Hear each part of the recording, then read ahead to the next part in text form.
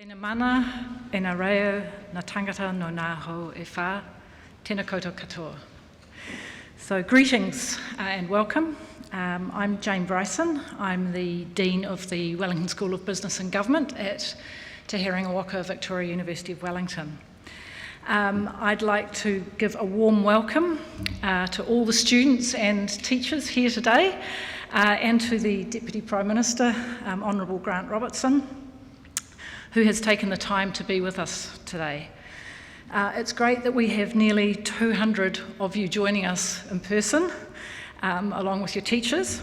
And I also want to take the opportunity to welcome students from across New Zealand who will view a recorded version of this event. So, just to mention a bit about the Wellington School of Business and Government. As a capital city business school, we're embedded in the heart of the city. We're just across the road, in fact. And we draw on the expertise of the businesses and government organisations around us to inform our teaching and our research. And we can do cool things like twist the Deputy Prime Minister's arm to do these presentations every year. And that's what makes us a bit different as a business school and means our students gain a valuable set of skills that prepares them for interesting, productive careers. So through our sort of unique combination of business and government expertise, we're embedded in the heart of New Zealand's centre of innovation, entrepreneurship, policy making and creativity. So from the beehive where we are to the Weta cave over in Miramar and to all the amazing social entrepreneurs and all the public servants, there's a lot going on in Wellington. So hosting events like this demonstrates our close connections and physical proximity to all that's going on and our unique track record of engagement with government. So we're located in Rutherford House, which is just across the road. Actually, I'm probably facing the wrong direction, that way. And the Wellington School of Business and Government plays an important role in educating the next generation of world-class business people and public servants and contributing to policy debates about what's best for New Zealand and the Asia-Pacific region. So we're uniquely placed to develop leaders that approach challenges and opportunities from both commercial, governance and societal perspectives. It's that blend. And that, we've changed our photo. We did have a photo of one of our professors standing knee-deep in the harbour. He's a professor of the economic impact of disasters and climate change. We don't make all our professors do that.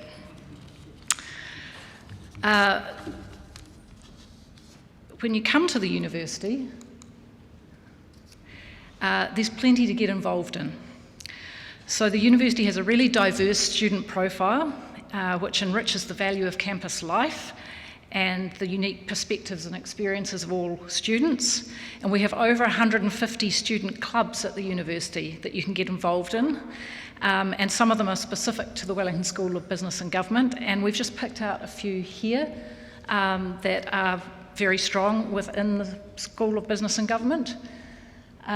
So there's various students' associations, plus we have a very strong business and investment club, the Victoria Business Consulting Club, which goes to consulting case competitions around the country, and they perform very well. And Beta Alpha Psi, which is a club that involves accountants, information management and management. So lots of things that you can get involved in as well as your studies. We've got some key things happening throughout the year. And one key event coming up that you might be interested in is that we're going to be showcasing our range of degrees and subjects that we offer right across the university at our University Open Day on the 26th of August. So that day is an opportunity for you to see all that Te Herenga Waka, Victoria University of Wellington has to offer and to give you a taste of university life. We will also have campus tours, both up at Kelburn, but also here to Papatia campus and to Te Aro campus, where architecture and design innovation are located. And it's a really great opportunity for you to get a glimpse of what university life can offer and all the different subjects that you can study. We have a range of scholarships on offer, school leaver scholarships. We've got a list of them here. Scholarships for 2023 are open now for applications, and the closing date for these is the 1st of September, so that's not far off. Leah Edmonds, have we got Leah? Leah's standing over there waving. So Leah is from our Future Students team who are here with us today, and teachers that are interested in more details about Open Day or high school visits to our campus can connect with her after the session today, or with Felicia, who's also here, or there's an email address that we've presented here. And teachers, you can also find more information about planning a high school visit with us in the teacher packs that have been or will be distributed to you. So please connect with us, visit our website, keep up with our social media channels, and we hope that we'll see you in class one day. And now to the main event, the Wellbeing Budget 2022. So the government has a huge responsibility to introduce policies and regulations which help create the social and economic arrangements in which our society will thrive. And it is no easy task at any time, and particularly not through a pandemic. So we're very fortunate to have the Honourable Grant Robertson here today to talk to us about this year's budget. I'm going to introduce Grant. He will present on the budget, and then after his presentation, I'll ask some questions that have been sent in by schools, but I'll also take questions from the floor. I'll start with some of the ones that have been sent in so you can start framing your questions in your head. And by way of introduction, I will do a sort of this is your lifestyle introduction of the Honourable Grant Robertson. So the Honourable Grant Robertson was born in Palmerston North and grew up in both the North and South Island. So a man of New Zealand. He studied politics at university and was an active student politician, president of the Otago University Students Association and co-president of the New Zealand University Students Association. So politics was obviously in his blood from early on. After graduating, he worked at the Ministry of Foreign Affairs and Trade and was posted to the United Nations in New York, working on global environment and development issues. And on his return to New Zealand, Grant became an advisor to former Prime Minister Helen Clark. Ultimately, Grant's belief in social justice and a desire to see every New Zealander achieve their potential led him into politics. And he has been a Member of Parliament for Wellington Central since November 2008. He's held a range of portfolios in opposition and in government. I won't list them all. But Grant was appointed Deputy Prime Minister in the 2020 Labour government, as well as Minister of Finance, therefore responsible for the budget, Minister for Infrastructure, and Minister for Sport and Recreation. So I imagine he's been celebrating the Commonwealth Games. And in fact, one of our Bachelor of Commerce students won gold medals at Lewis Clareburt in swimming. So welcome, Grant, and thank you very much.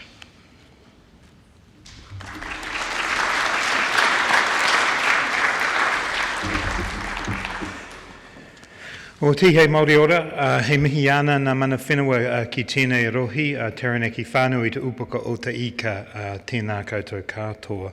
E nā mana e nā rangatira mā, nā rangatahi mā, tēnā koutou Tēnā koutou katoa. Welcome to Parliament, everybody. It's a pleasure to see you all here today. Thank you, Jane, very much both for having us here today and your very warm and fulsome introduction. I was a little bit worried you were going to run through my school reports and other such matters, but pleased to be here today and have a chance to talk about the budget. The budget was a while ago. The budget was in May, and here we are in August. And as I go through one or two of the slides in my presentation, it'll highlight just what an uncertain and volatile time we're all living through, because even just in that short period of time, quite a bit has changed around some elements of what we're dealing with financially, both here in New Zealand and around the world. And I promise not to go on too long and therefore leave as much time as we possibly can for questions. I also do take sport and recreation questions, with one exception. Any questions about the All Blacks coach go back to Jane, not to me.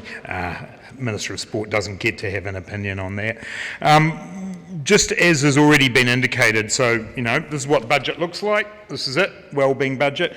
We're all about saving money, so the photograph on the front of the budget I took with my phone when I was up in the far north of New Zealand. It's a picture of, and that's the widescreen version of the picture that's on the front of the budget. It's up in the Hokianga Harbour in the far north of New Zealand, a very, very nice spot. So lest anyone think that we're wasting money on expensive photographs for the cover, I took it. So there you go. But it is, as has been noted by Jane, we still call this the wellbeing budget. And very, very briefly, when I became the Minister of Finance in 2018, I worked with the Treasury on trying to take a more holistic view of the way we put budgets together. So basically, in the history of budgets in New Zealand, we focus very much on financial and fiscal matters, and I'll talk about those in a minute, and they are still very, very important to what we do when we're putting a budget together. But we felt that that wasn't a sufficient way of understanding what we should invest in and how we should measure our success. And so we adopted what we call wellbeing budgeting, and that means looking not just at our financial or fiscal measures, but also at what it means for people, what it means for our environment, and what the budget means for our communities. And we use a framework which we've designed with the Treasury. It's designed by economists, so they talk about capitals, so they talk about financial capital, human capital, natural capital, and social capital. I prefer to talk about that as money, people, the environment, and our communities. And what we're doing is trying to make sure that when we put a budget together, we're thinking about all of those things. And so the process we go through when we're deciding what to invest in means looking at the impact of each idea, each initiative, each program on all four of those measures. That's quite different both to how it's been done in New Zealand and how it is done in lots of other countries in the world. It's a bit of a work in progress because it's hasn't been done before, so we're constantly tweaking it. I won't go into it today, but we're trialling different ways of delivering programs, getting different government departments to work together rather than individually on what they're doing, providing more long-term funding, and I'll mention a couple of examples of that. But that wellbeing budgeting idea still carries on. Got a tiny bit interrupted by COVID, although I would argue that the approach that we took to COVID was very much a wellbeing approach, which is about looking at our health, our wellbeing of our people alongside the costs and what we're doing. And we did prioritise, as you know, supporting people through COVID and the health response to COVID. But we kind of, in terms of the way we put the budgets together, we paused a few of the actions that we were taking to change the way we do budgets, but we've got back to a few of those this year. But as I say, we do have to talk about numbers, and one of the most significant things that was going on as we were putting budget 2022 together was that the global economy was beginning to really slow down. So obviously we've had the impact of COVID over the last couple of years. The flow-on consequences of that are having a big impact around the world. What we call, and you'll often hear referred to as supply chain constraints, what that really means is the demand in the economy is not being met by supply. And in New Zealand that plays out really practically. China continues to operate what they're calling a zero tolerance approach to COVID, and that means that they're still having lockdowns over the last few months. That means the port of Shanghai, which is one of the most important ports for goods coming to and from New Zealand, has been closed. Up until the budget, it had been closed for about a third of the year. So that literally means goods that we need in New Zealand haven't been getting here, but also goods that we send out to the world haven't been able to get where they're going either. That's a specific example of what we call a supply chain constraint, but there are others, including labour supply, so people actually being able to come here and work. And so all of those things have been contributing to the economy stuttering along a bit around the world. Then you add in the Russian invasion of Ukraine. That's had a massive impact in Europe in terms of the way the economies in Europe are running, conflicts between US and China, all those sorts of things. Basically, since the beginning of the year, and those forecasts have come down even further since the budget. So the environment in which we're putting the budget together has been incredibly challenging to deal with. Good news is that the New Zealand economy within that remains relatively resilient. So yep, we've seen some dips and they coincide with the first wave of COVID and then the Delta outbreak, and now you'll see that there's a general trend in the economy going forward from here that we're growing. Not as fast as had been expected. And that is because of those issues to do with things like supply chain constraints. But generally speaking, the New Zealand economy has been more resilient than others around the world. And that's been recognised, so I have to kind of go along and talk to what are called the ratings agencies. These are the people who decide what our credit score as a country is, and that matters because that defines how much it costs us to borrow money out in the world.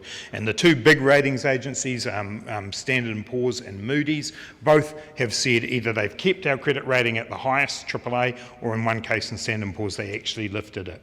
That means that that's external people coming in, having a look at the New Zealand economy and saying it's in pretty good shape, a few challenges here and there, but the cost of borrowing the money that we need to borrow to get through COVID is kept relatively low, albeit that interest rates are now going up. So basically in a reasonably strong position. You can really tell that when it comes to the unemployment statistic.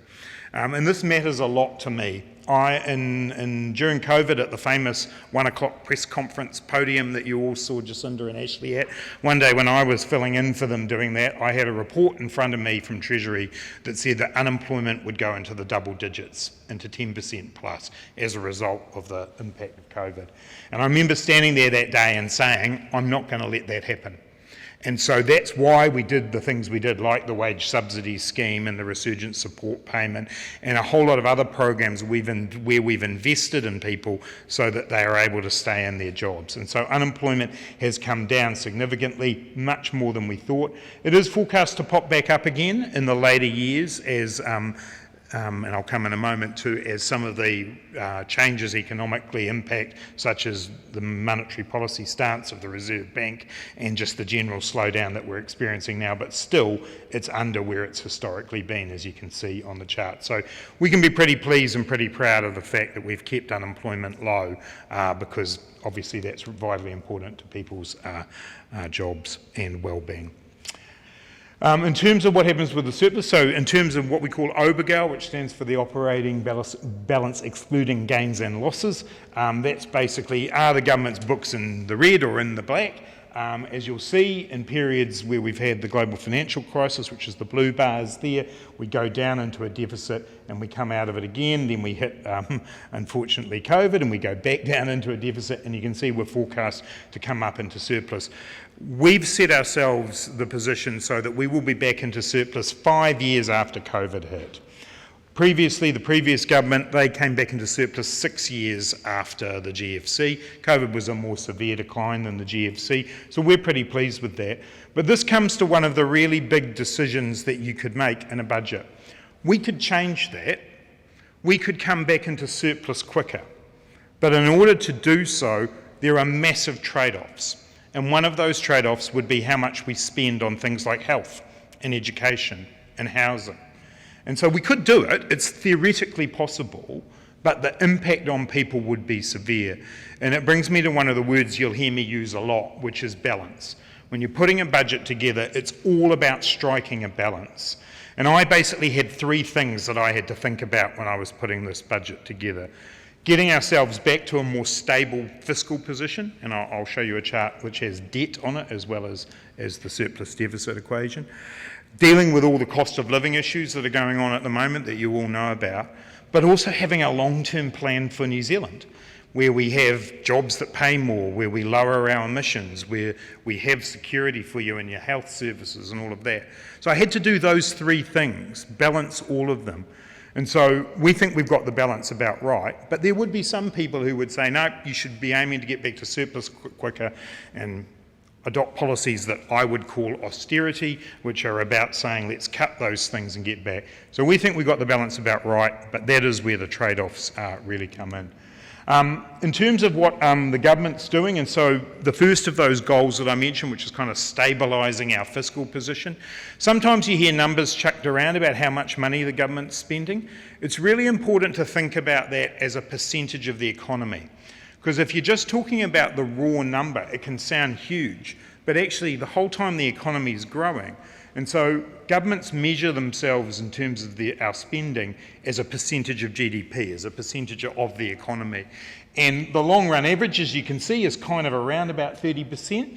But when there are tough times, like there were with the global financial crisis and like there is with COVID, then spending pops up above that. So we're up at around 35%. Previous government got up to about 34% in the wake of the GFC. But then you'll see it starts to come down to around 30%. It's steady, it's not dramatic, it's about the balance of making sure that we're putting sufficient money into the economy to support the services you need, but trying to get that fiscal position back to some sort of stability. On debt, New Zealand's in an incredibly fortunate position. We came into the COVID times with debt at just under 20% of GDP. That's one of the lowest in the world. Now, New Zealand needs, in my opinion, to keep its levels of debt relatively low. We're a small country, we're prone to natural disasters, things like earthquakes and so on, and we are more susceptible to big global economic shocks because we're an open trading economy and we make our money by selling things to other people. We can't keep our living standards where they are just by selling and trading to each other. And so as a result of that, debt levels are traditionally low, but they are particularly lower. And you'll see those levels there. It's all, again, measured as a percentage of GDP. The US and the UK, and that UK projection's highly optimistic, and I would suggest, in light of what's going on over there at the moment, that line probably going the other way now. But you'll see that New Zealand's in a strong position. So, low unemployment, relatively low debt, surplus coming within 5 years. A strong, stable fiscal position, and that's number one of my goals of the budget kind of ticked off. In terms of then where we go, cost of living, I won't dwell on this because you'll know about largely what we did there, but we came into the budget realising that with inflation starting to head up, there were significant pressures on households, and there's a big list there of the things that we did. Since then, we've decided to extend out the fuel tax cut and the half-price public transport, so that now goes through till the 31st of January, because the impact of those high levels of inflation that you're seeing at the moment are going to last a bit longer. We've tried to be pretty targeted about what we're doing here. There again are alternatives, and the opposition was proposing widespread tax cuts to be able to deal with that. Our view was that we needed something more targeted and more temporary in order to get that balance right. But this was a different budget in the sense that we had to make these decisions pretty rapidly as we saw the information that was coming through. I do just want to mention something right at the bottom there, which is really important, which is that it's not just about dealing with the impacts of inflation, like supporting people to have more money to be able to deal with that. We also do need to get to the root causes of inflation. And one of those is around the price of fuel. So one of the best ways of doing that is not be reliant on oil. So we're incredibly reliant on imported oil for petrol-powered cars. We all know that it's both good for the environment and we will be less susceptible to price changes if we move to decarbonise our transport fleet. And you'll see in a moment that's one of our big priorities. So that helps get to the long-term issue of inflation. But something that's probably more in the medium term is the price of food. So New Zealanders pay way too much for food. And the reason for that is that our supermarket sector is what's called a duopoly. There are two major companies that are involved in this. Someone's been teaching this down the front here, that's good.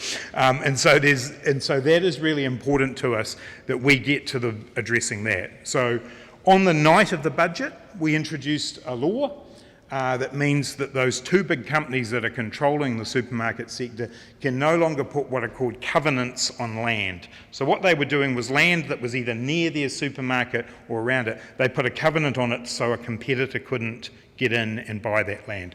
We've passed a law that means they can't do that anymore. Secondly, we've asked them by October to come back to us with a way in which competitors can get to the wholesale end. So the goods that end up at the retail, the supermarkets, are also controlled by the same duopoly at the wholesale end.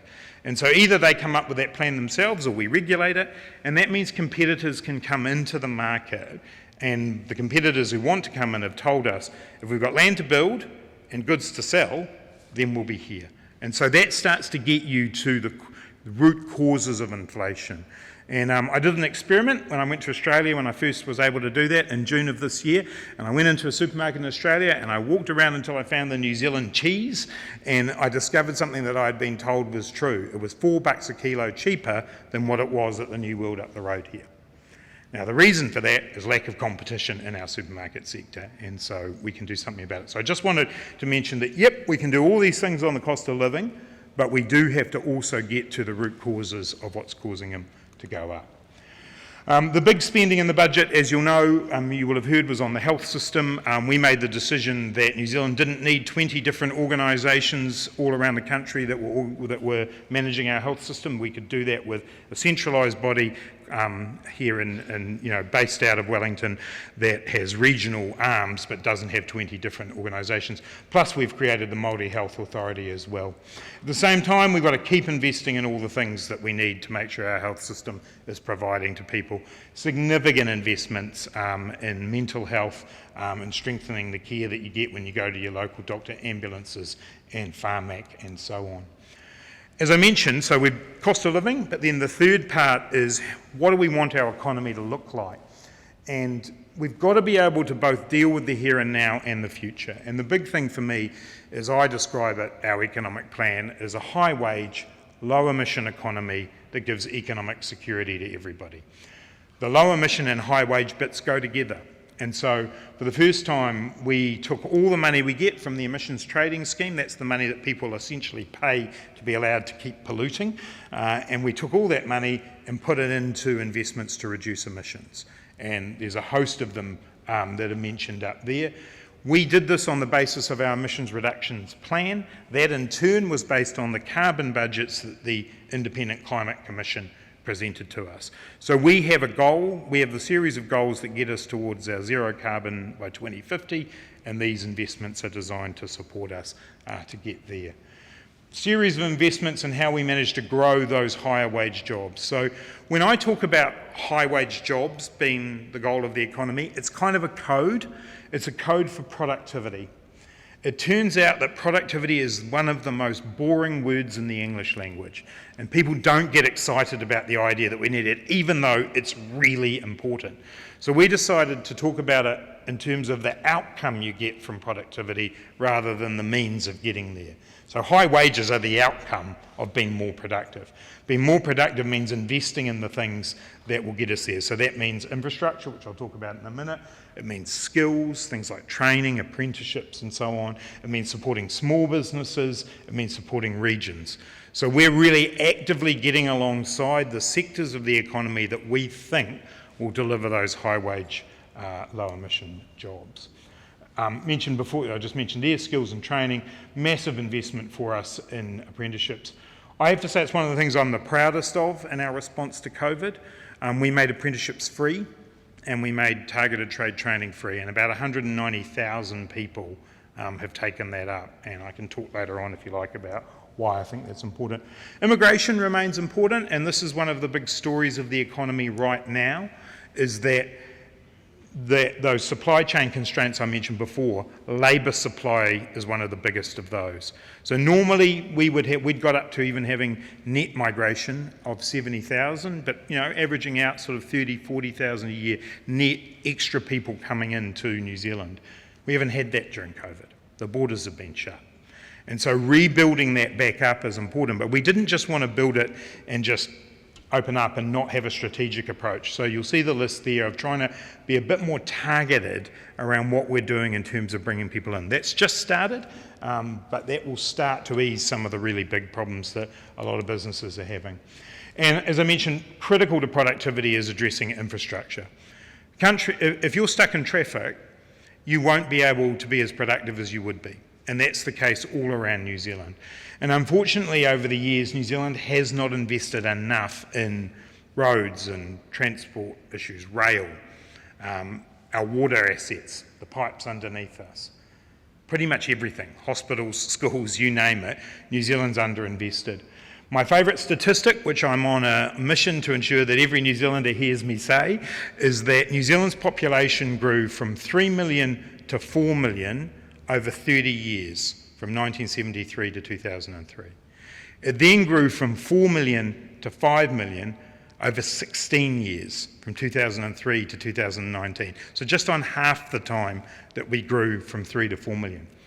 But during that period, we didn't build the houses, we didn't build the roads, we didn't upgrade the infrastructure that we needed to. And as a result, that's put huge pressure on things like housing and homelessness on our transport networks. So we're trying to do that investment now, and you can see the big dollars that we're putting in, but actually it remains a deficit that we're having to go back over to make sure that we actually do have what we need to meet that demand. So look, it's a big chart of all the things we said we were doing in the budget. As I said earlier, for me, it was about balancing those three things, getting the fiscal picture back to being more stabilised, addressing the cost of living issues that people are feeling right now, and getting that plan for an economy that's really going to be sustainable into the future. It's always arguable, it's always questionable as to whether we got it right, but I think we struck the balance fairly well. Kia ora.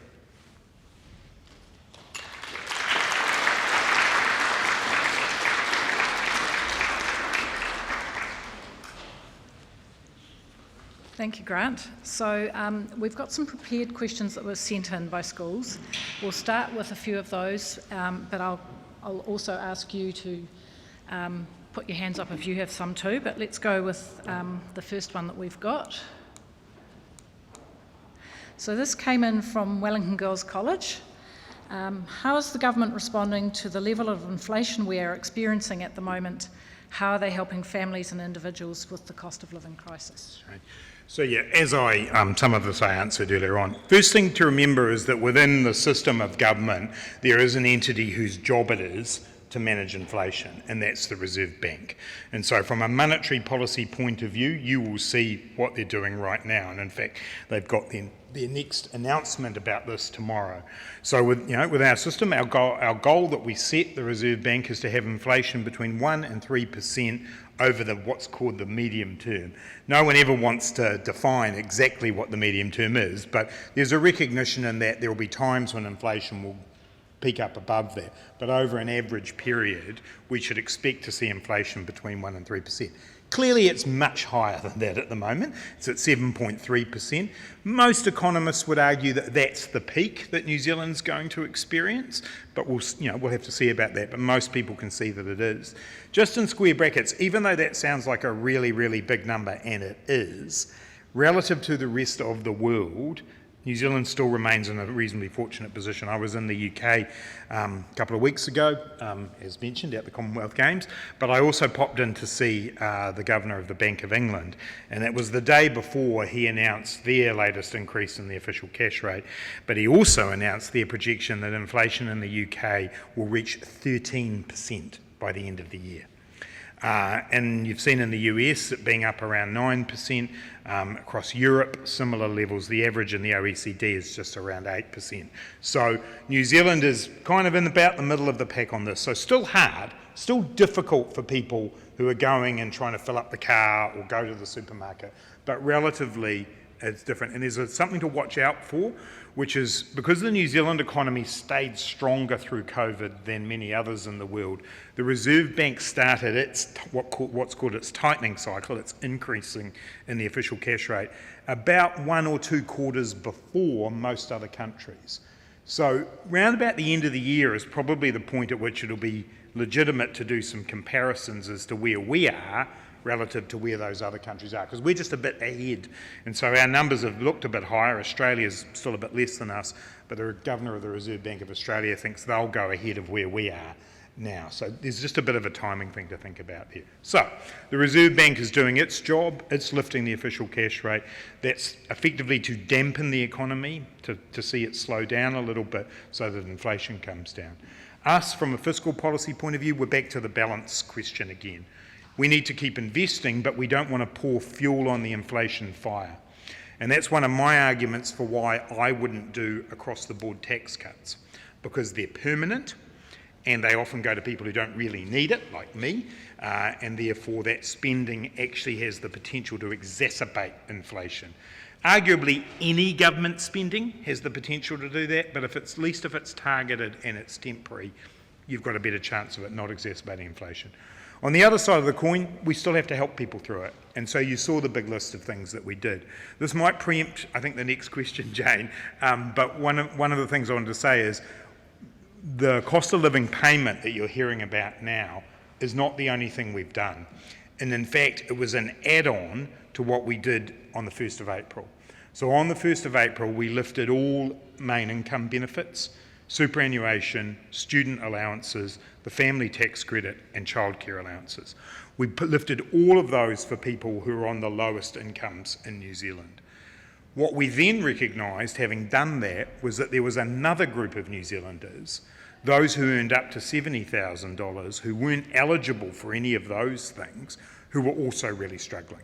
And so it's what we did with the cost of living payment was add in a group of people.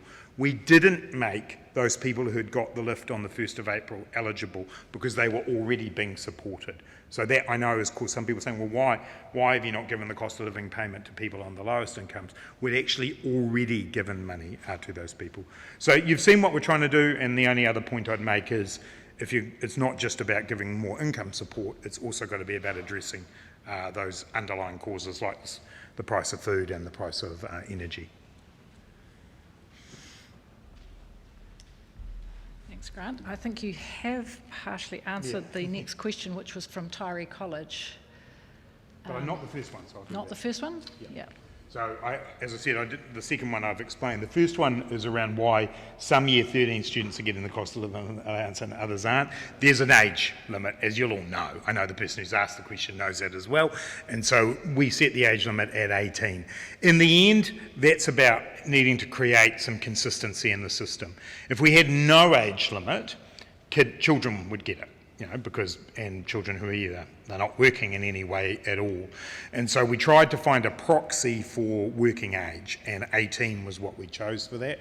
There are always going to be anomalies in that people who are 16 or 17 might be working, but you've got to find a way of measuring that. Also, our judgment is that most people aged 16 and 17 are likely to be living at home, and so they're likely to be supported by their family and their parents, some of whom would be getting the payment as well. But I recognise, and the issue particularly we had was for people who had left home who were still 17 and at university, for example, it was a bit of a challenge. But by August 1, which was the first date, most people have turned 18. And so the number was relatively small. But I do recognise there is always an exception, but we have to set the line somewhere, otherwise it would be an open payment to everybody, and A, that wouldn't be affordable, and B, I don't think it would be fair either. Okay, we'll go to another prepared question, and then I'll open to the floor, so get your thinking caps on. Actually, you've partially answered this one too, but this one came from Wellington East Girls College. What is the government going to do in the next year to decrease inflation, and what will the consequence on unemployment and GDP be? Maybe just to add for the last part of the question. So the forecast is for unemployment to rise. It is at the moment at 3.3%. There's lot of people who believe that that's below where, so we asked the Reserve Bank as well as to look at inflation, we asked them to look at what we call maximum sustainable employment. They believe that we're beyond that point now, that unemployment around the sort of 4, that's what the economists will tell you, sort of around the 4 to 4.25% mark is what people call a naturally occurring rate of unemployment. I've got my own views on that, but we don't have time for that today. But unemployment will rise as the Reserve Bank puts that pressure on. Demand in the economy goes down, and therefore people won't be buying so many things or doing so many things, and therefore you'll see unemployment start to rise. As I said, at the moment, it's projected only to rise back to about where it was pre-COVID, so about 4.7%. Unemployment at 3.3% is, I still think, shows that some of the programs we've put in place are working. So we've got some people now in the workforce who previously had been regarded as not likely to get a job. And we've got some very intensive programs where we work with people who've been long-term unemployed to say, well, why is that? And what are the things we can help you train? So you might hear about a program called Mana and Mahi, which is designed to get people who are struggling to find work or who've been on the benefit for a long time and intensively work with them on how we can get them into a job. What are the skills that they need to match up with the demands that are out there? In terms of GDP, as I mentioned before, everybody is forecasting for GDP to be significantly moderated over this year. I think I saw ANZ this morning saying 1.8 or 1.7% for the year. That's much lower than what we've seen in recent times, but again, the curve will see that come back up as we get through this really difficult period.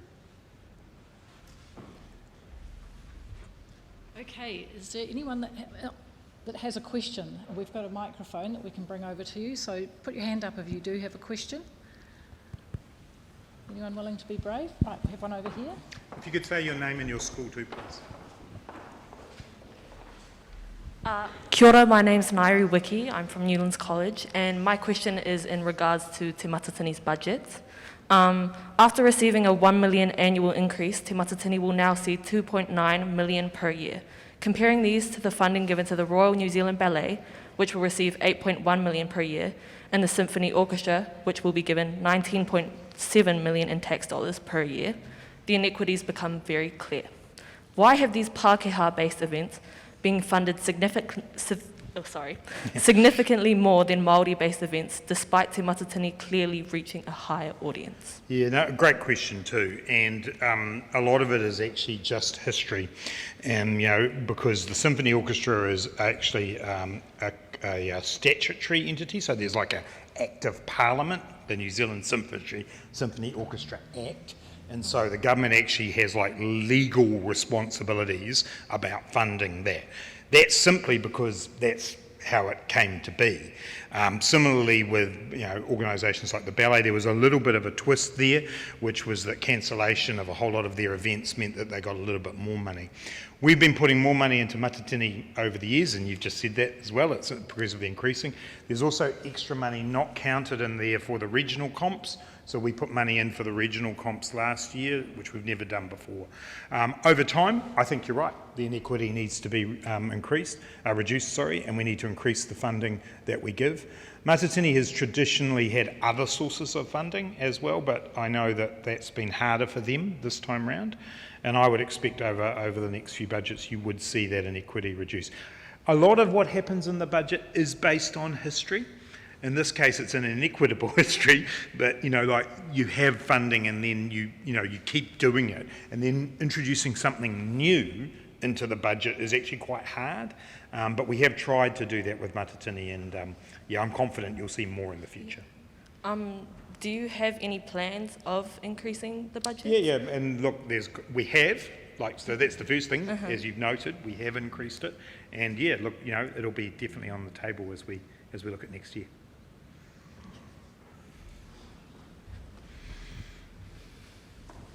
Anyone else want to ask a question?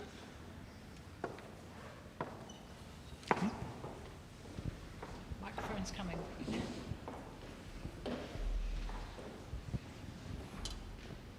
Hi, my name's Hannah, and if you say that the employment rate is such a problem, but there's a labour shortage, it kind of doesn't add up.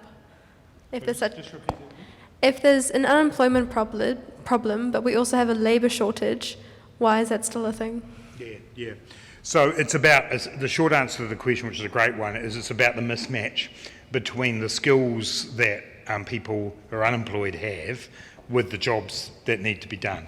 And there's always going to be an element of that in the economy. I don't think we have an unemployment problem, by the way. I think we have an extraordinarily low level of unemployment that's a good thing, but there will always be a little bit of a mismatch between what's needed, the labour shortage that's needed. There's also people's ability to do jobs is affected by a lot of different things. It's affected by what's going on in your life, or a health condition, or a disability, or something like that. So you can't always be available at the exact time that a job needs you to be available. The other thing is there's always what we call a little bit of churn in the labour market, so it's people kind of going from one job to another, and there's a period of time in the middle where they're unemployed and they show up in the statistics as being unemployed. But mostly it's about that mismatch between the exact skills that are needed and the skills of those people who are out of work. But that's why we spend a lot of time working with people on how we can get them the new skills that they need. But that's essentially what it is.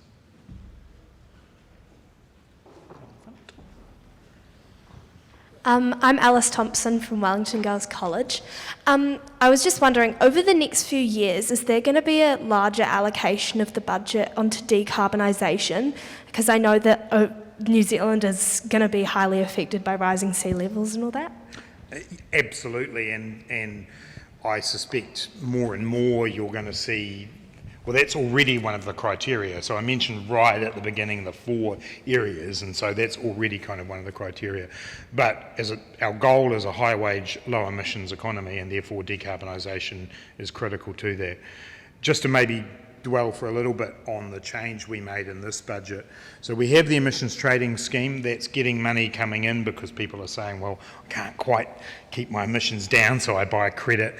We're now taking that money and saying, well, rather than just putting that into the pot to be used on anything, it now is going to be used exclusively on emissions reductions and on adaptation from the next budget, which I'll talk about again in a sec. And so, yeah, in this budget we had close to $3 billion of funding. That was that chart that I put up there before. That fund keeps increasing because people keep paying into the ETS. On top of that, we'll do more decarbonisation. So practical examples, transport is the big sector where we think we haven't done as much and we need to do a lot more. And so the decarbonisation of our private vehicle fleet, you've seen the clean car discount.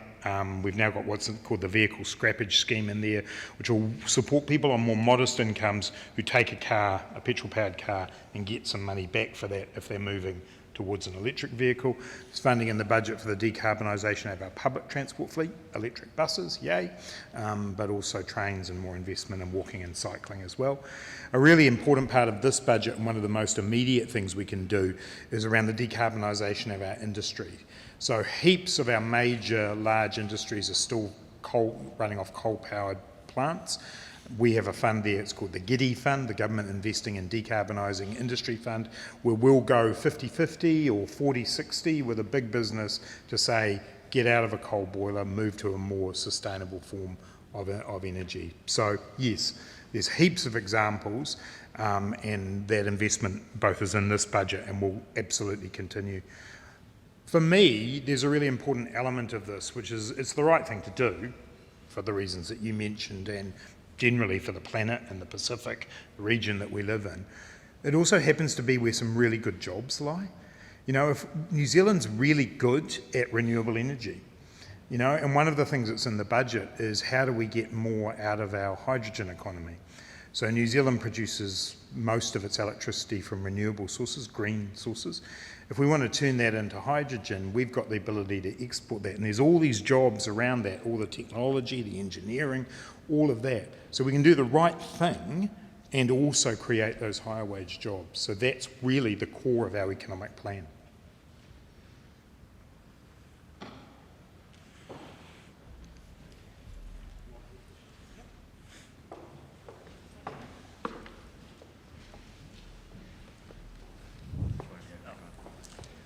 Kia ora, yeah, James Weston from Wellington Girls College as well. Just wanted to ask a question about the decision-making process that you engage in. So you mentioned getting advice from Treasury. sometimes obviously decisions go against that Treasury advice, cost of living payment. I know there was some advice the other way. I think the fee-based scheme originally had some, the money in the Three Waters scheme for councils had some. Rather than those specific points, I'm more curious, how do you decide when to follow that advice or when to go against it? What's the process for deciding on that there? Thanks for the question. Dominant performance by Wellington girls here too, which is good. So yeah, there is. I wish I could say there was a science to that. There isn't. I would listen to or take on board most of the advice I get from the Treasury. So if you can think about the budget process is a giant process. The budget process for next year, for May 2023, has just started. So we're in August 2022. So it's a huge process. And my friends and colleagues in the Cabinet proposed, 60 billion or something dollars worth of ideas that they had, and we had in about 6 billion to do that. So that's how it starts. It's one of those memes, that's how it starts, that's how it finishes. I have to go through a process of whittling that down. And we do the initial process. The Treasury's advice to me there is I take really seriously, and I largely take it on board at that first sort of triage. Then as we kind of get nearer to the end of deciding exactly what we will fund, we'll be making some judgments where the Treasury's views and our views diverge. And what I asked the Treasury to do in this budget was do three things. Look at whether or not we were getting value for money for the proposals that were coming up, whether or not they were deliverable, were they actually ready to go and could they actually be done, and whether they were aligned to the government program. On those last two, on deliverability and alignment, that's probably where the difference comes. So Treasury would sometimes say that's not quite ready to go, and I would say, yeah, but it's really aligned with what the government wants to do. And so I would say, even though it's not quite ready perfectly for Treasury, it's still worth doing. And so the process is that as we get towards the end, we're shaping up a budget package, we're keeping it within the budget allowance that we've got, and then a group of ministers come together and make some of the final trade-offs. And there's always trade-offs. I read an article online this morning where a particular area of the budget, someone was saying that we'd cut funding. Well, we didn't. A minister, an ambitious minister, proposed a really big number and we funded a slightly smaller number. We didn't cut the funding, we just found what we could fit within that. And he kind of knew probably that if he aimed there, he might end up there. But yeah, you get the media focus on the bits where we disagree with Treasury, but actually the vast bulk of what we do, we're actually lined up.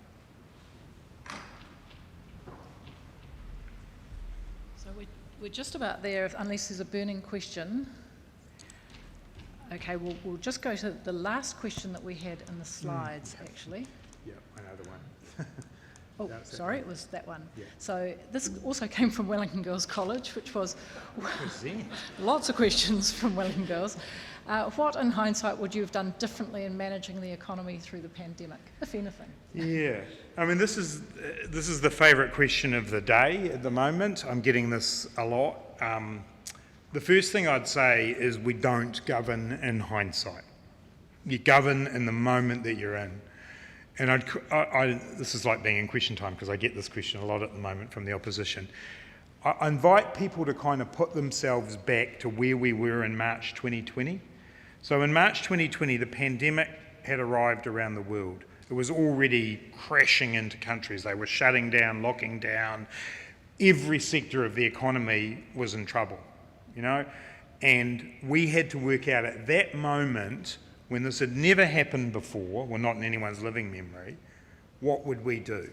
And the Reserve Bank governor talked about saying he'd rather be too big too soon than too little too late.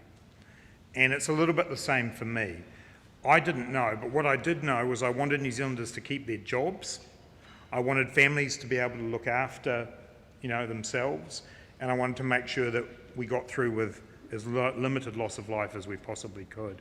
And so the kind of short answer to the question, Jane, is at the moment, I stand by what we did. It doesn't mean it was perfect, though. I'm not trying to claim it was perfect. I'm just trying to say, in the context that we were in, I would rather have done what we did and wear that. And I guess the simplest way of describing that is that there were no costless decisions.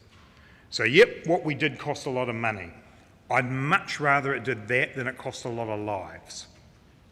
And ultimately, as stark as that sounds, that was the moment we had.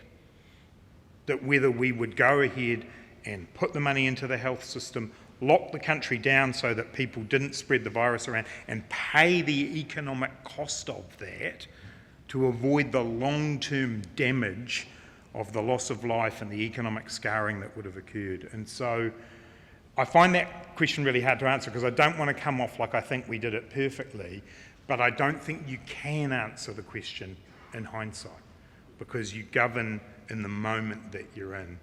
And in years to come, it'll get written up and people will go into economics classes and write their papers about it, and some people will say we got it right and some people will say we got it wrong, but in the moment that we were in, I reckon New Zealand's done all right.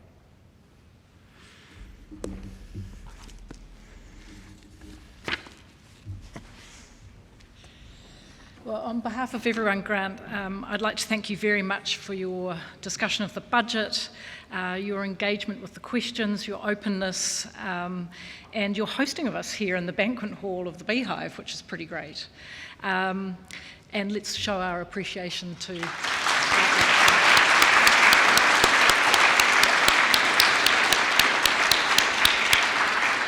I would also like to thank all the students and all the teachers who sent in questions, all of you who are able to come along here today, and everyone who's watching the recording, and I hope that you've really enjoyed it. And we hope that you come to challenge your mind at Victoria University of Wellington. We'd love to see you at the Wellington School of Business and Government. And kia ora, mā te wā. And I think there are some goodie bags for you to collect on the way out. So enjoy the rest of your day.